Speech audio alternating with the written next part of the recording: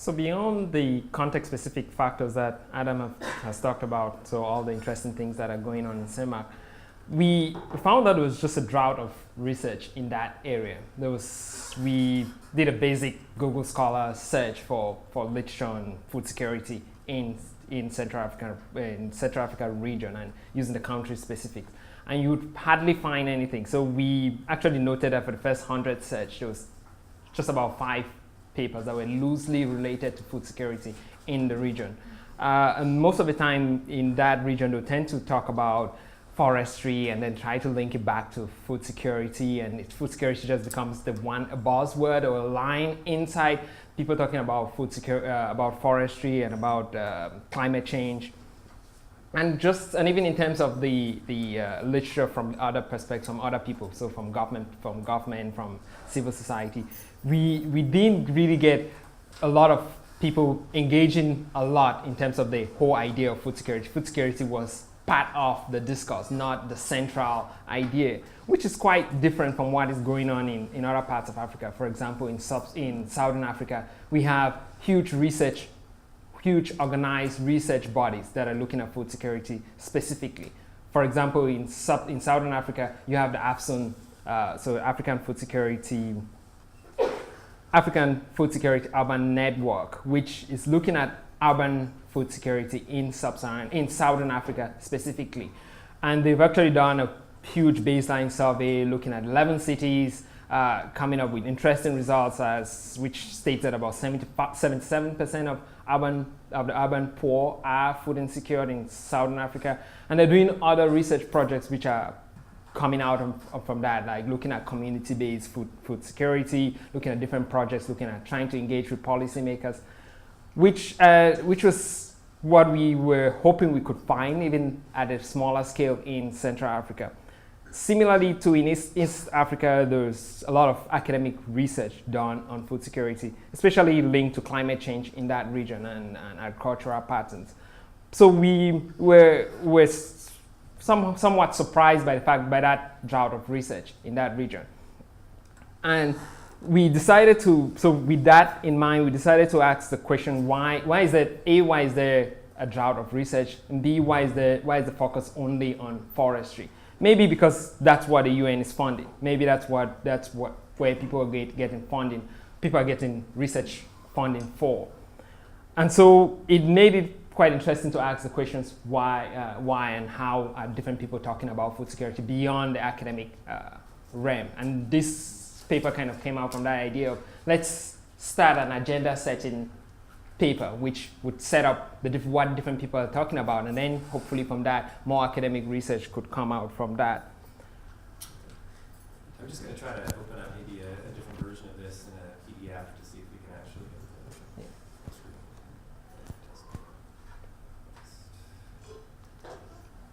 Well, my computer is having an emergency, so there it is.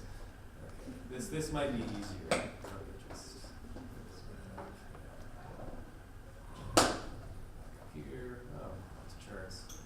There we go, okay.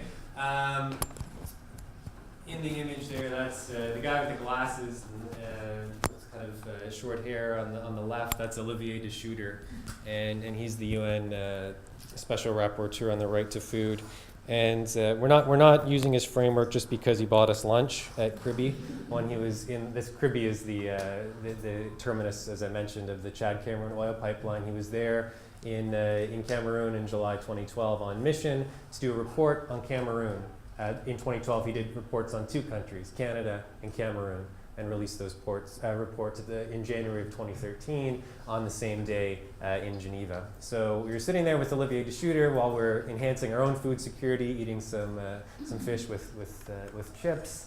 And we wanted to kind of take a look at, I think the impetus behind this is that the more that I read what Olivier is writing, the more it seems that there are competing perspectives on each aspect of food security that he talks about. So when Olivier de Schutter presents his reports to the United Nations Human Rights Council, or when he goes around the world to discuss food security or the right to food, I mean, this is another issue because he's the UN Special Rapporteur on the right to food, but everything that he's talking about can be linked back to this thing called food security. Food security comes out of the 1996 Rome Summit on the topic and led to a particular definition of food security. His is slightly different.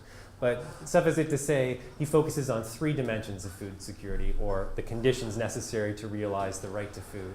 Physical availability of food, economic and social access to food, and dietary adequacy, which can include nutrition, but also cultural appropriateness, which is a very hot button issue, as we might find out in a little bit. So understanding the food security and the conditions necessary to realize the right to food, we figured DeShooter shows, he breaks his prescriptions for reform, for policy change down based on those 3 areas, those 3 thematic areas, but we find on every single one of those areas, there are perspectives at play. There are competing political perspectives. And we've got to draw those out, because when Olivier DeShooter says, here's what is needed to enhance availability, somebody else in the country where he's writing the report on is going to be saying something different about what is needed to enhance the physical availability of food. And somebody else might be saying something different about what is needed to enhance the economic access to food in that country. And somebody else might be saying something about what is needed to make diets more appropriate or adequate. So we thought, let's bring some perspectives in and take a look at where things come out at the end of the day. And through associating specific terms with each of DeShooter's analytical categories, we essentially differentiate the perspectives of different stakeholders on food in Central Africa. So we take a look at groups that we've defined as businesses, profit-making organizations, civil society groups, the nonprofit sector, governments themselves, and multilateral and bilateral organizations, so UN organizations or development agencies from the West. So essentially we differentiate perspectives on the ways and means to achieve greater food security in CEMAC by taking a look at those 4 stakeholder groups and their perspectives on each aspect of availability, accessibility, and adequacy of food security. So that's, I think maybe we'll let Alexander describe some of what that might look like in terms of the language. Yeah. Okay. So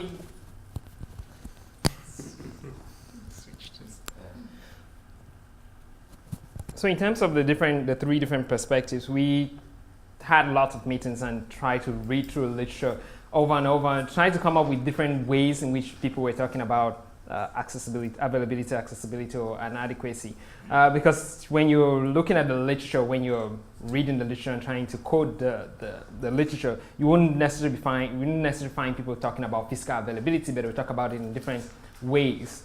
So in terms of availability, physical availability, people were mostly talking about it in terms of production, supply side, domestic production, import deficit. Interesting enough, in that region, there was a lot of talk about palm oil deficits. They'll also be talking about food aid, technological innovation that would increase production, technological input, supply, seeds, fertilizers, pesticides, tractors. There's a lot of talk about tractors. Tools, efficiency, so just efficiency, the whole agricultural sector, productivity, technology, extension, weather patterns, flood. There's a lot of flood in northern Cameroon and Central African Republic, drought, seasonality, harvest, and just sheer volume. So those were the themes that came out when we were talking about availability. In terms of access, here they're mostly talking about social and economic access, but in terms of markets, there's a lot of talk about in Cameroon, you hear the term buy and sell, which Lauren can tell you a lot about. So buy and sell are people who buy and sell, so buy and sell.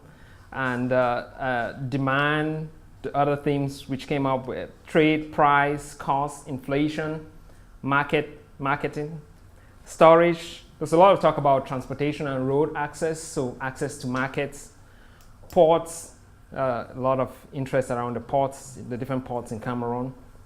Customs, issues with custom and import issues, corruption around there too, cross-border trade. Adam talked about that, people coming to buy off all the plantain. Also there's a lot of talk about income, resources, entitlement, inequality. We found a lot of interesting stuff on gender too, purchasing power, price fluctuation. A lot of interest around refrigeration, so storage of food, oil subsidies, gas, so cooking gas, charcoal for cooking too, water, electricity, coping strategies, and then a lot of discuss around breweries. Cameroonians love their beer. So the breweries are buying off a lot of the maize, so some discussion around that. Food processing, tariffs, and police, so the police holding up trade, and a lot of issues around perishability of food. That should be swimming with terms now. It's going to get worse. In terms of nutritional and cultural adequacy, there's a lot of, we were mostly looking at issues around consumption, eating, living, food safety, and we would like to stress here the food safety versus safety, which there was a lot of safety issues, which was more human safety versus food safety, health, nutrition, nutritious food, culturally appropriate food, a lot of issues around micronutrients, so vitamins, supplements, staple food, traditional food. Rice just seemed to be a recurrent theme because people don't like eating a lot of the rice. Strange, because when I was a kid, rice, we used to eat rice on Sundays in Cameroon and maybe on Christmas Day, like we eat. But now rice, people eat it every day. That's kind of the new staple. Dietary diversity, nutritional knowledge, malnutrition, overnutrition. People are getting obese too. I've talked about micronutrient deficiency, sports drinks. And then we also had a lot of the specific food-specific categories, which were interesting to actually look at, because sometimes people just kind of default to the food category rather than to talking about it in terms of nutritious food or culturally appropriate food such as cassava, gari, which is made out of cassava, maize, bongo chobi, so a type of delicacy, cocoyam, plantain, arrow. Arrow, they talk about it a lot because it's a lot in the forest literature. Forest literature is one of the known timber forest product.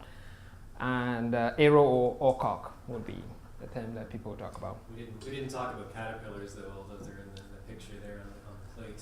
Yeah. Okay, so methodology and limitations.